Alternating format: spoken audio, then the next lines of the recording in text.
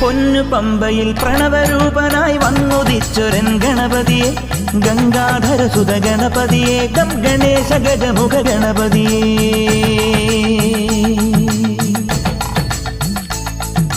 പൊന്നു പമ്പയിൽ പ്രണവരൂപനായി വന്നുദിച്ചൊരൻ ഗണപതിയെ, ഗംഗാധര സുത ഗണപതിയെ, ഗം ഗണേശ ഗജമുഖ ഗണപതിയെ.